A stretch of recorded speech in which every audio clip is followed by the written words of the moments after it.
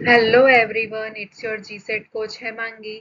આજના લેક્ચરમાં આપણે પેપર 1 જનરલ પેપરના યુનિટ નંબર 2 સંશોધન અભિયોગ્યતા એટલે કે રિસર્ચ એપ્ટિટ્યૂડના 2023ના વર્ષમાં પૂછાયેલા પ્રશ્ન વિશે વાત કરીશું.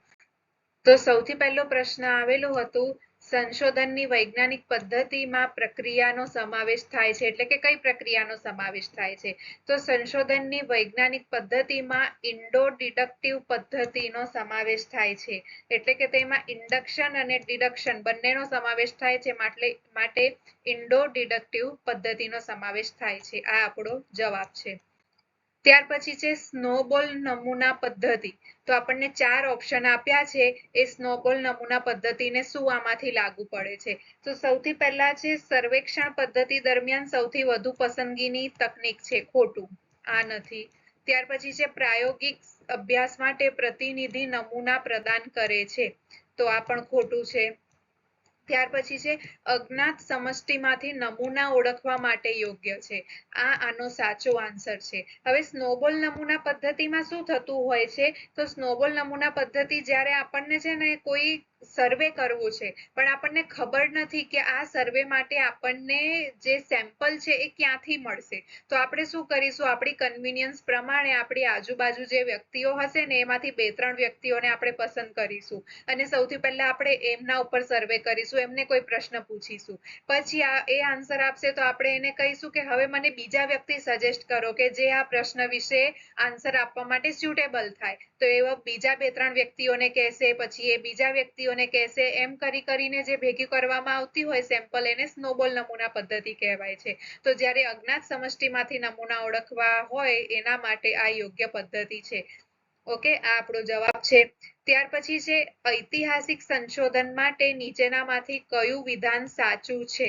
હવે જોવો, 2024ના પેપર આપણે જોયું તો એમાં કેવો પ્રશ્ન હતો? એમાં વર્ણનાત્મક જે સર્વેક્ષણ પદ્ધતિ હતી, બરાબર, એના વિશે પ્રશ્ન હતું. અને હવે અહીંયા શું છે? ઐતિહાસિક સંશોધન પદ્ધતિ માટેનું છે. તો ઐતિહાસિક સંશોધન પદ્ધતિમાં આપણને કીધું છે કે કયું સાચું છે? તો સૌથી પહેલા આપણને શું કીધું છે? તે વૈજ્ઞાનિક તપાસ નથી. ખોટું. તે વૈજ્ઞાનિક તપાસ છે, બરાબર, એક સાયન્ટિફિક ઇન્ક્વાયરી તેને કહેવામાં આવે છે. ત્યાર પછી છે બાહ્ય માહિતી માન્યતા અનુમાનિત છે. ખોટું. માન્યતા અનુમાનિત નથી, એ એક સત્ય પર આધારિત છે, બરાબર. ત્યાર પછી છે તારણો મોટા પ્રમાણમાં વ્યક્તિલક્ષી છે, એટલે કે સબ્જેક્ટિવ છે. જે ફાઇન્ડિંગ્સ જે હોય છે એ સબ્જેક્ટિવ હોય છે. તો યસ, આ આપણું આન્સર છે કે તારણો મોટા પ્રમાણમાં વ્યક્તિલક્ષી છે. અને ચોથું છે ભવિષ્યમાં કોઈ યોગદાન વિના ભૂતકાળને પ્રગટ કરે છે. તો આ પણ ખોટું છે. આપણને કંઈક મળશે તો ભવિષ્યમાં યોગદાન તો મળશે ને એમાંથી. ઓકે, તો આપણો આન્સર છે સી. ત્યાર પછી છે નીચેનામાંથી કયો અલગ ચલ છે? તો આપણને 4 ચલ આપ્યા છે, એમાંથી કયો અલગ છે બધા કરતા? 3 સરખા છે, એક અલગ છે. તો આમાં આપણો આન્સર છે માણસોની સંખ્યા. હવે એનું કારણ તમને જણાવું તો માણસોની સંખ્યા આપણે નંબરમાં કહી શકીએ, બરાબર, 1, 2, 3, 4 આવી રીતે આપણે એને પૂર્ણાંકમાં આંકડાઓ ગણાવી શકીએ છીએ. પરંતુ માણસનો બુદ્ધિઆંક છે, માણસની ઊંચાઈ છે, માણસનું વજન છે, આ અપૂર્ણાંકમાં પણ આવી શકે. ઉદાહરણ તરીકે માણસની ઊંચાઈ કોઈની 5 ફૂટ હોય તો કોઈની 5.5 ફૂટ પણ હોઈ શકે, બરાબર. એવી રીતે વજન કોઈનું 60 કિલો હોય, બરાબર, કોઈનું 62 કિલો ને 500 ગ્રામ પણ હોઈ શકે, એટલે અપૂર્ણાંકમાં થયું. એવી રીતે માણસનો બુદ્ધિઆંક આઈક્યુ પણ અપૂર્ણાંક સંખ્યામાં આવી શકે છે. માટે આપણો આન્સર છે માણસોની સંખ્યા. આ બીજા બધા કરતા અલગ છે. હવે પ્રશ્ન નંબર 5. હવે એ છે સ્વયંપ્રભા માટે નીચેનામાંથી કયું વિધાન સાચું છે?